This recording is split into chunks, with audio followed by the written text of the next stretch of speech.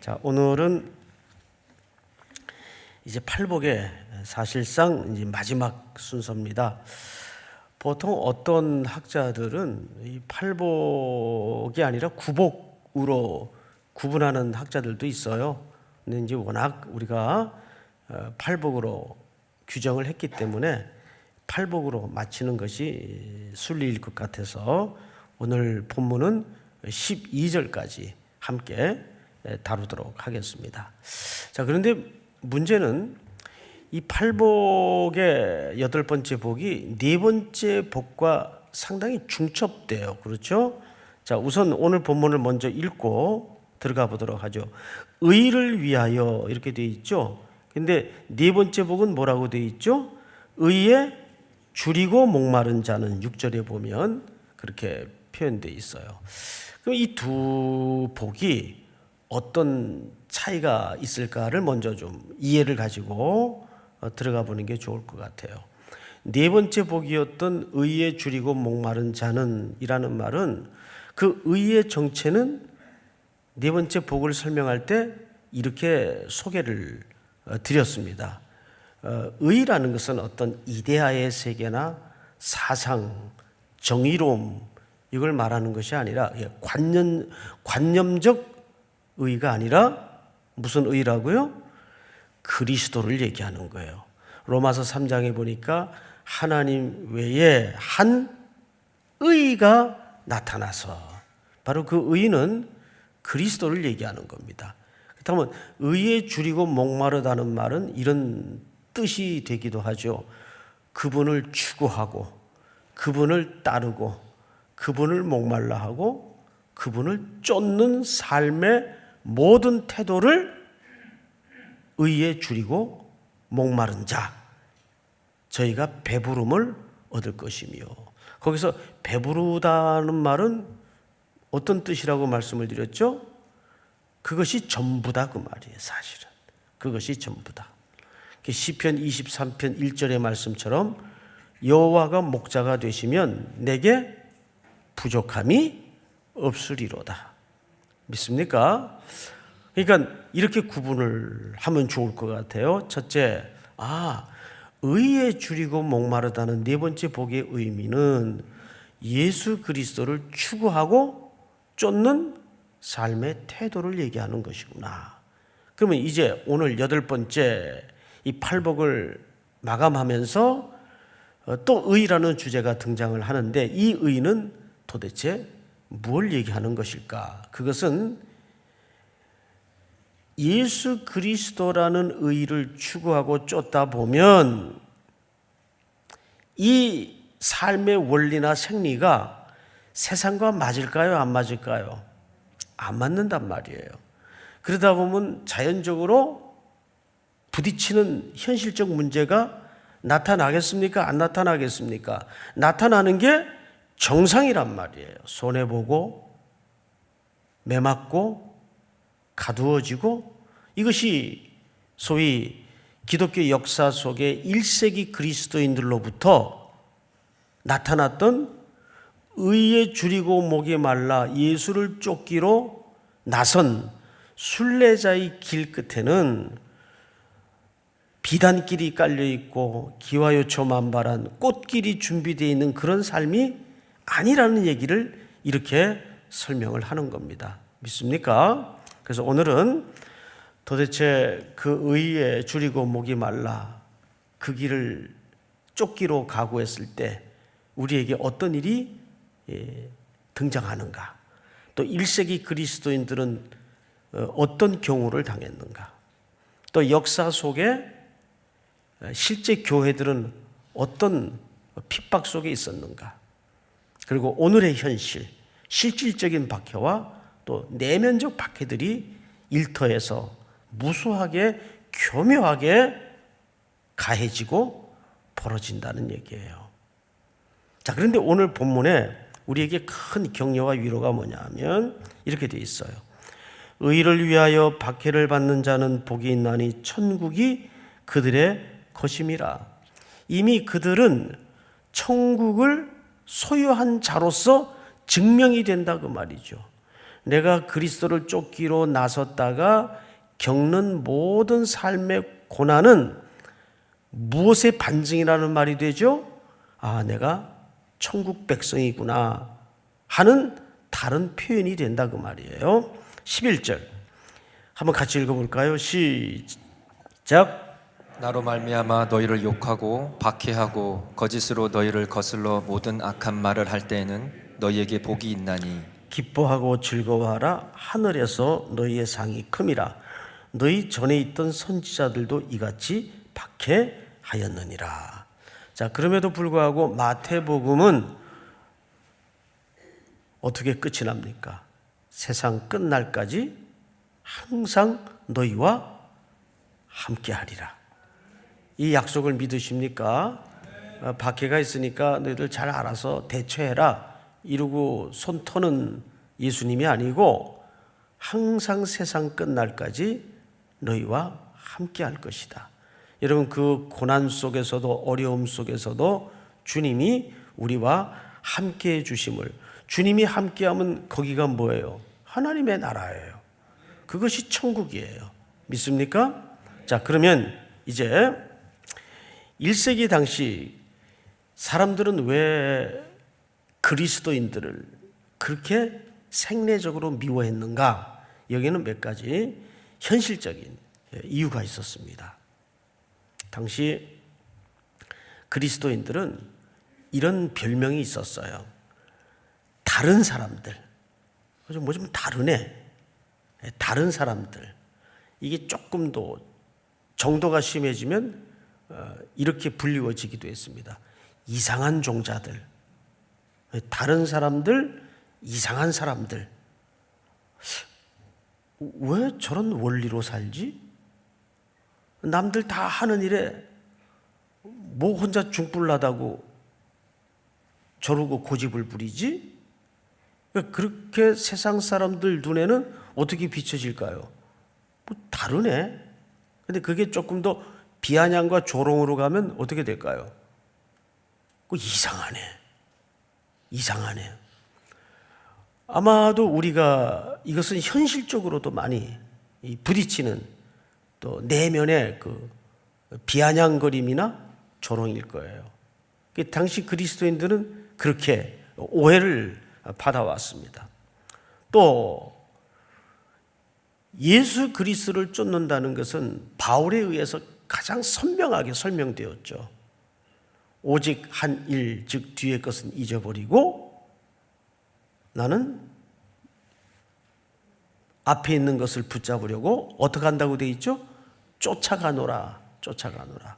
근데 거기서 사용된 그 빌립보서 3장에 쫓아간다는 말은 주님을 따랐고 따른다 그 뜻이거든요. 근데 그 쫓아간다는 말이 사실은 그 1세기 헬라 시대에 경주용, 스포츠용 언어입니다. 개념을 설명하자면 이런 뜻이 돼요.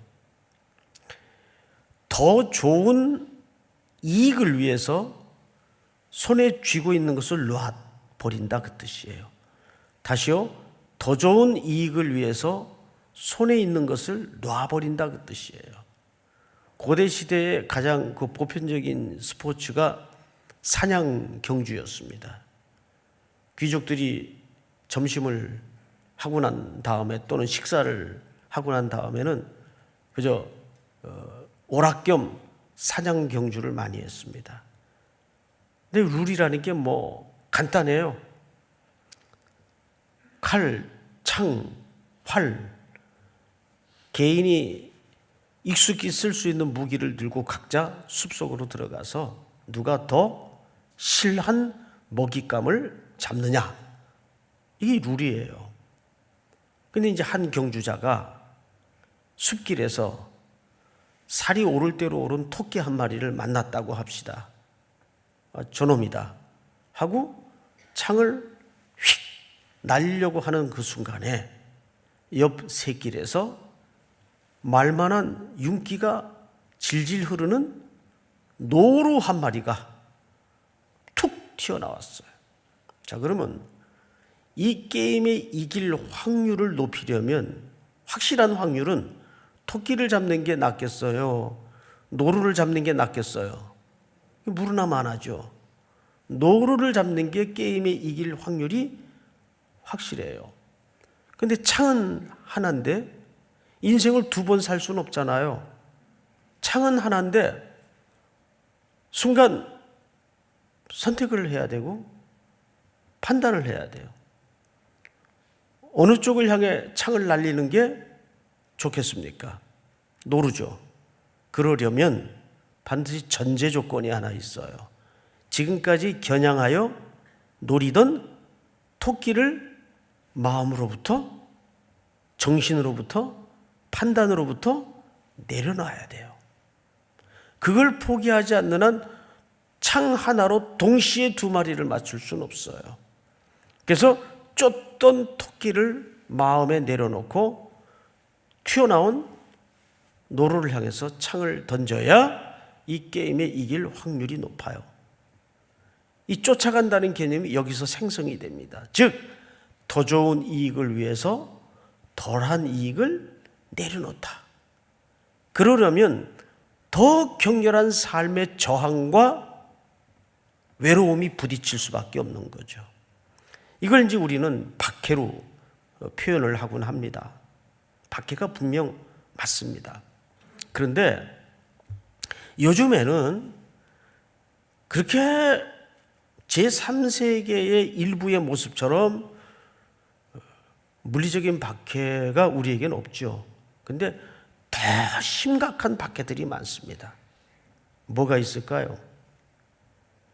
이 미디어를 통해서 우리를 혼란케 만드는 사단의 전략이 뭐냐면 전선을 없애버려요.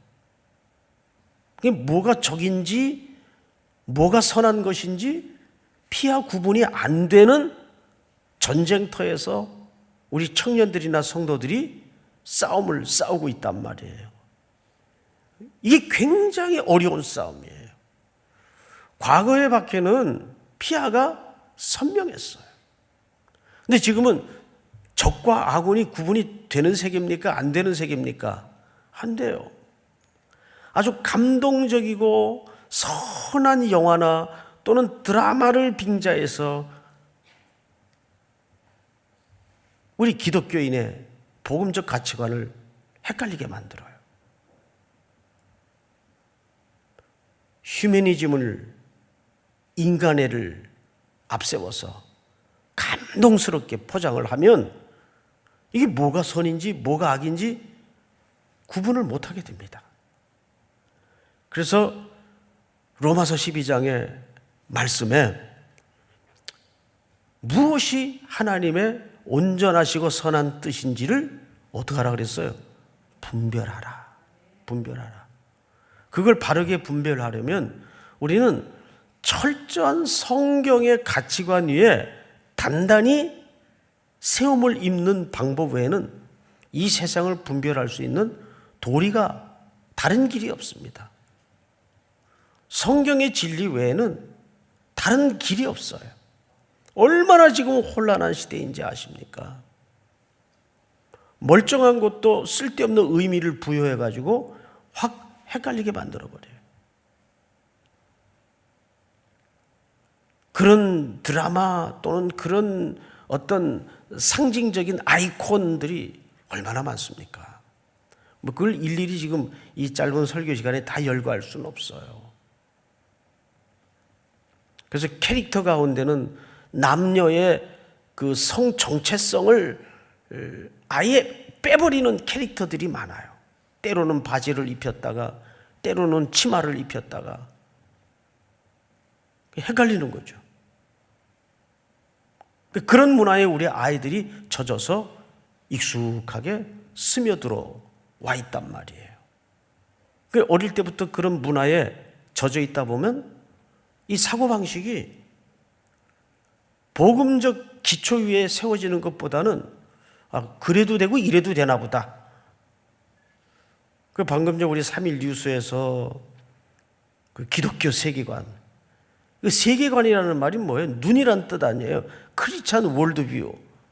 그러니까 기독교인이 세상을 바라보는 어떤 창과 어떤 눈을 가져야 되는가? 이것이 물리적인 박해보다 사실은 그것도 매우 가혹한 박해지만 못지않게 어려운 박해 중에 하나입니다. 특별히 일터에 던져져 있는 분들, 그리스도인들이 세금 정직하게 해야 돼요. 투기 안 해야 돼요. 목사님이 요즘 그렇게 하면 사업도 못하고 앞으로 미래, 아니 지금 금리가 마이너스인데 그럼 뭐 어떻게 살라는 얘기입니까? 그렇다고 제가 무슨 답을 가지고 있는 건 아니에요. 에? 뭐 붕어빵 장사를라도 해라, 뭐 그럴 수는 없는 거 아니에요. 제가 이게 참 이게 쉽지가 않다고요. 그럼에도 불구하고 우리는 본질적으로 무엇이 그리스도를 쫓는 삶이며 그 그리스도를 쫓기로 했을 때 우리는 어떤 손해를, 어떤 어려움을 각오해야 되는가? 그거 하기로 우린 작정하여 이 길을 떠난 사람이에요. 그러니까 박해라는 것은 어떻게 외부에서 나에게 가해지는 물리적인 아픔이기보다는 내가 이 비틀려지고 기본적으로 악이 득세하는 세상 구조 속에서 어떤 존재로 서 있는가의 싸움이에요. 사실은 뭘 하는가의 싸움이기도 하지만 내가 어떤 존재로 서 있는가, 그 싸움이 내 삶의 전 영역에 해당하는 싸움이라고요. 우리 말로는 학벌 재산 다 필요 없어. 그래서 신앙 하나 있으면 배우자감으로는 돼. 근데 미팅 나가면 아니거든요. 뭐 누구도 이 문제는 간단한 문제가 아니란 말이죠. 그래서 박해라는 것은 어떤 외부로부터 오는 충격과 고난일 수도 있지만 사실상 더 어려운 싸움은 내가 그리스도인으로서 이 악이 득세하는 구조 속에 어떤 존재로 살아내는가. 이것이 참 어려운 싸움이에요. 제가 얘기를 좀 하나 하겠습니다. 독일 교회 이야기입니다. 독일은 사실 1차 세계대전을 일으켰던 장본인 국가죠. 패했어요. 4년에 걸친 전쟁을 통해서 패배함으로써 독일은 패전 국가가 되고 또 그 전쟁 배상에 대한 엄청난 경제적인 부담을 안게 됐습니다. 이게 1900년대 초입니다. 이때 독일을 통일하면서 등장했던 공화국이 바이마르 공화국이었어요. 그래서 현재 독일의 전신 국가 이름이 바이마르 공화국이에요. 근데 이 바이마르 공화국은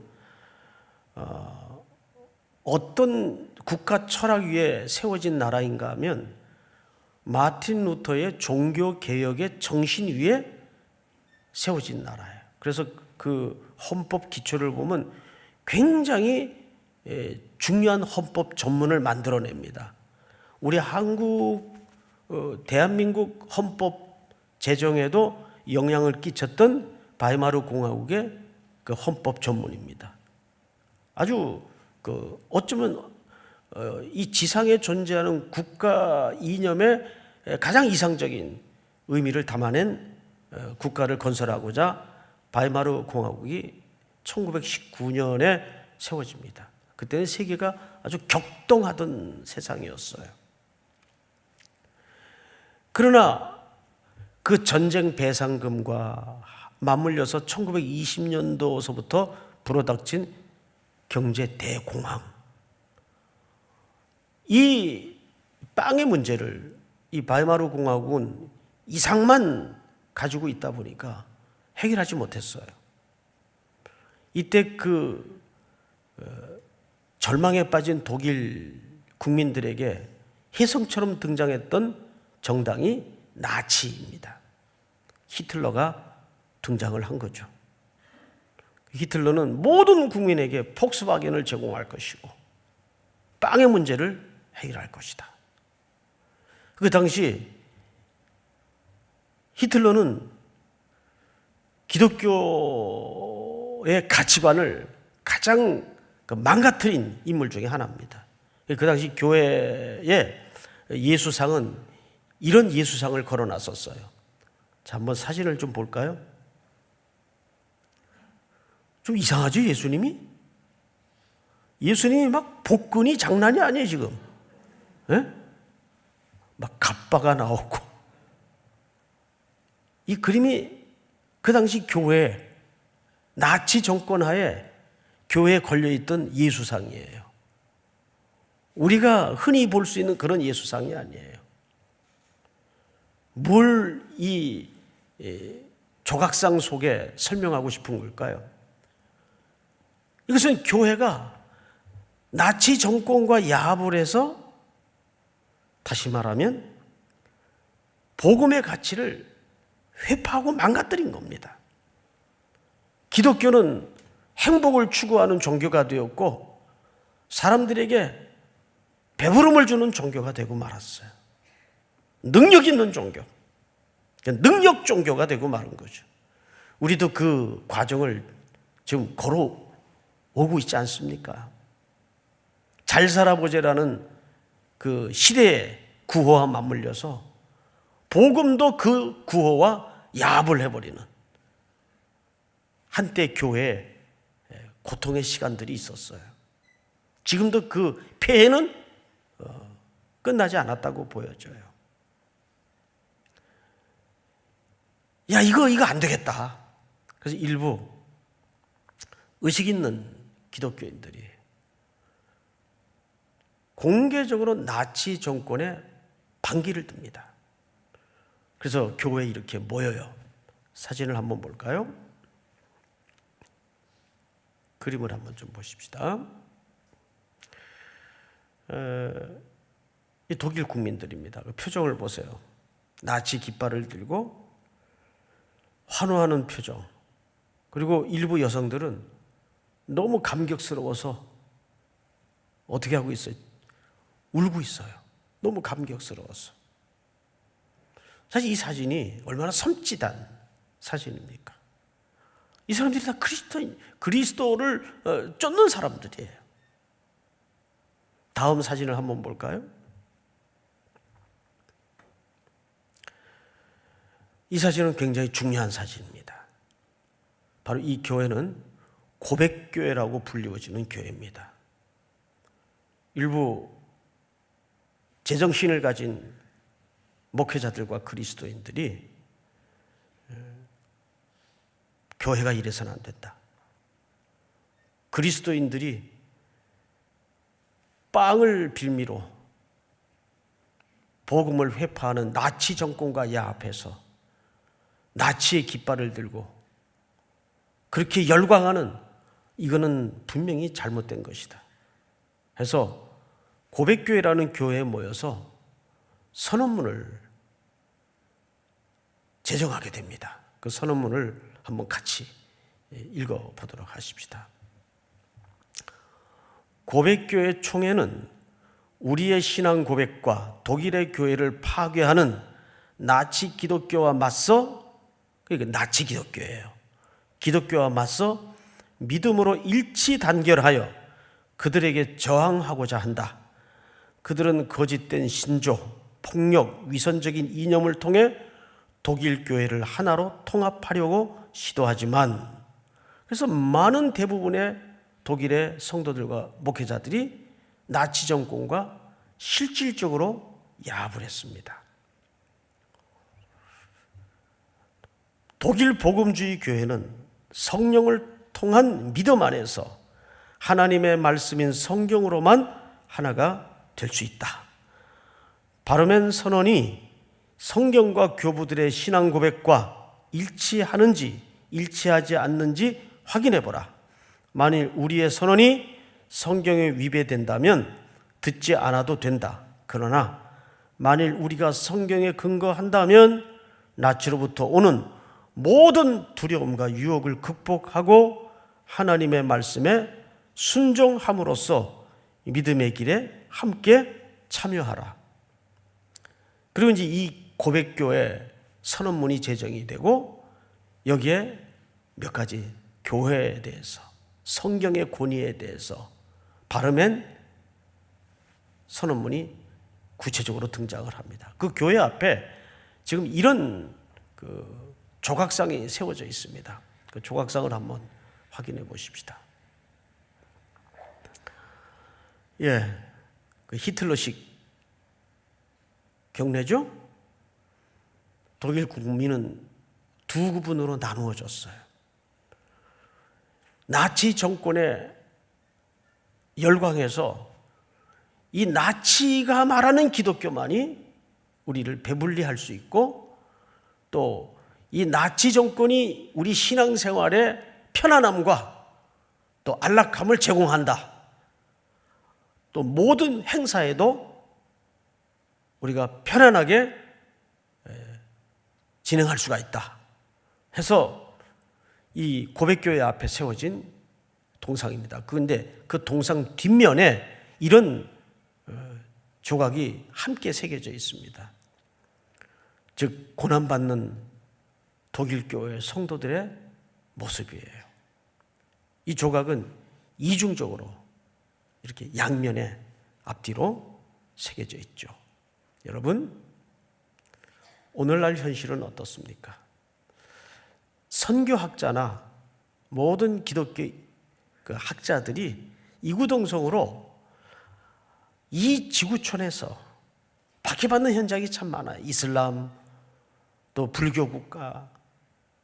근데 그 중에서도 가장 성결한 교회를 꼽으라면 어느 교회를 꼽겠는가? 누구도 이론의 여지 없이 북한의 지하교회 성도들을 꼽습니다. 영상 하나를 함께 보도록 하겠습니다.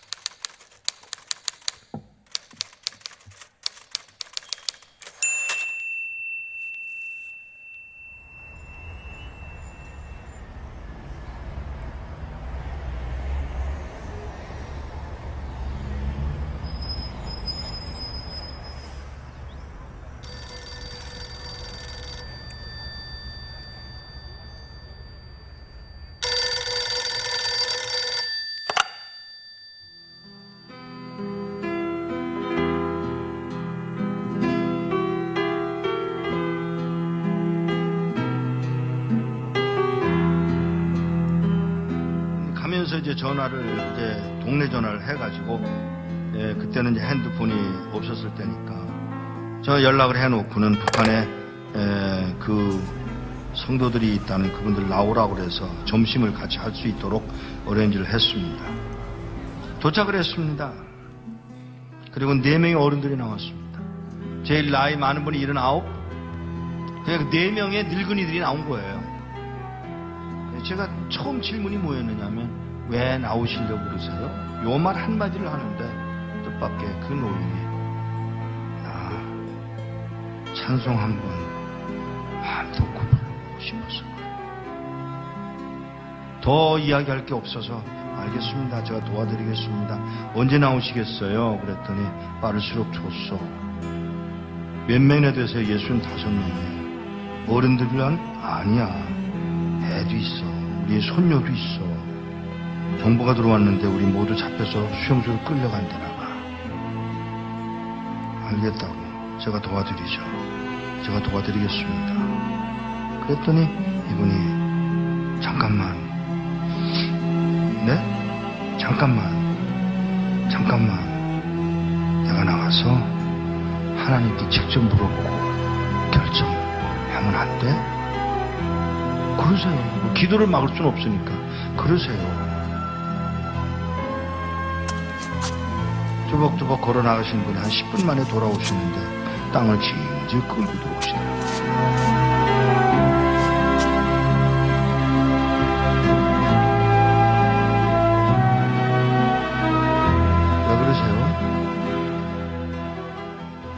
음성이 벌써 달라지셨어.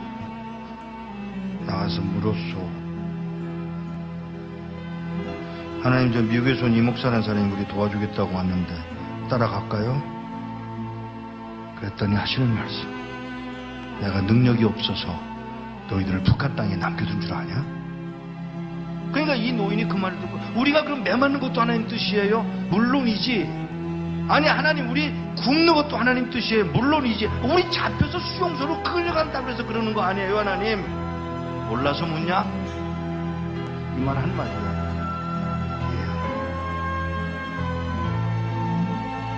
그리고는 저에게 그 얘기를 전해주고, 헤어지기 전에 인사를 하려고 이렇게 끌어안으려고 그러는데, 끌어안는 게 이게 익숙하지 않아요, 이 사람들.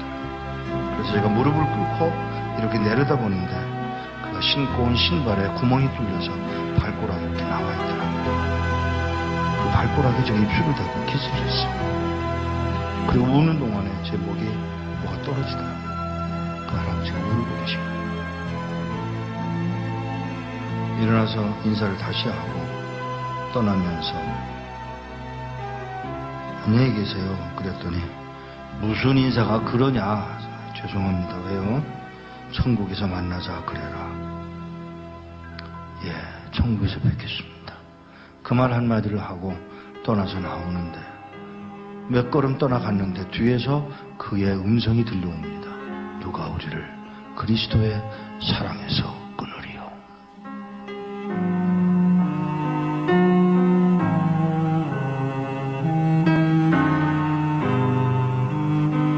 몇 년 후에 그곳을 다시 갔다가 저를 태워줬던 택시 운전수를 또 만났는데, 그 운전수더러 나를 기억하겠어? 그러고 물어요. 그래서 잘, 그랬더니 그때 몇 년 전에 와서 그 노인네들 만나지 않았어? 아, 예. 그 말을 하면서 운전수가 눈물을 흘리고 울고 있었습니다. 끌려가서 6명의 젊은이가 안 끌려가겠다고 덤비다가 6명은 매 맞아서 머리통이 깨서 죽고, 쉬운 9명 4, 5년 동안에 수용소 가서 병들고 굶고 매 맞아서 죽었답니다. 한 명도 안 남고. 이런 믿음을 지킨 사람들, 찬송 한번 마음 놓고 불러보고 싶다던 그 사람들을 우리는 과연 어떻게 해드려야 되는 것일까? 우리는 뭘 할 수 있을까?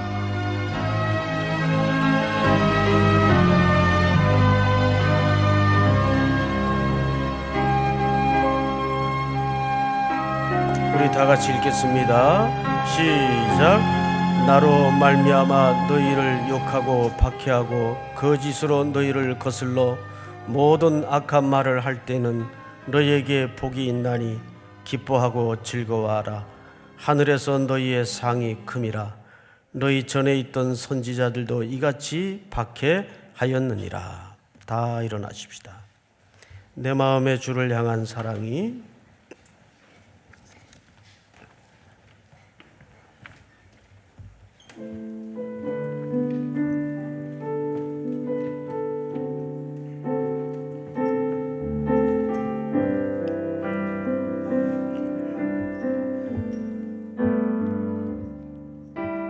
내 마음의 주를 향한 사랑이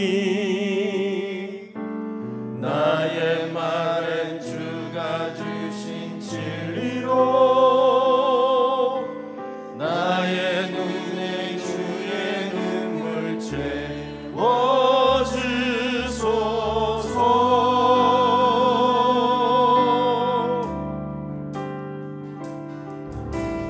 내 입술에 찬양의 향기가 두 손에는 주를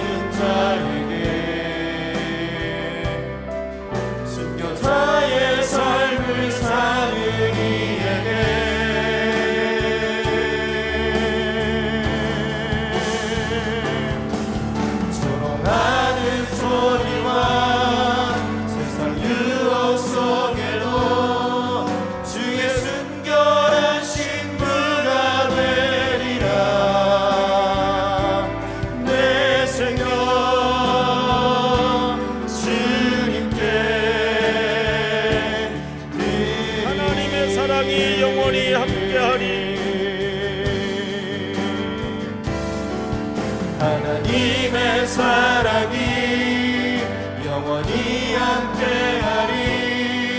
십자가의 길을 걷는 자에게, 순교자의 삶을 사는 이에게,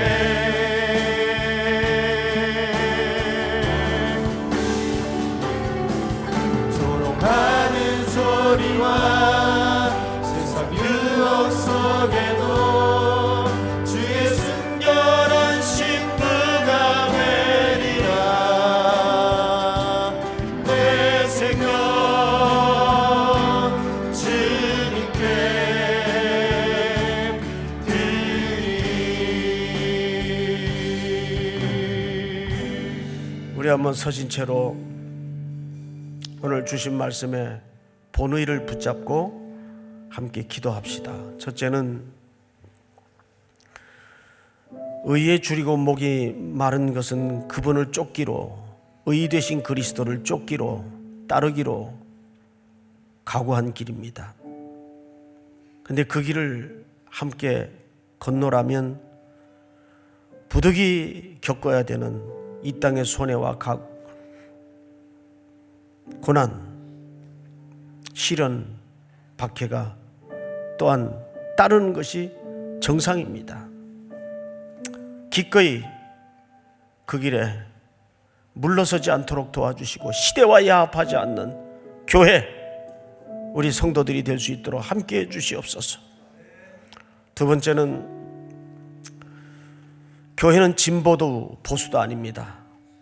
그러나 진보 진영이 있다는 사람들은 온 세계가 북한의 인권을 규탄하는데도 불구하고 말 한마디 하지 않습니다. 여전히 지하교회에서 또 비인간적인 대우 속에서 살아가는 이 땅의 제3세계의 북한 정권 아래에 있는 우리 동족들을 포함해서 우리 이 시간 다 같이 한번 박해받는 그리스도인들을 특별히 위해서 저들에게 속히 광명의 날을 주시고 하나님의 보호 아래 저들을 단단히 붙잡아 주시옵소서. 박해받는 그리스도인들을 위해서 주여 부른 다음에 기도합니다. 주여. 사랑하시는 아버지 하나님 감사합니다.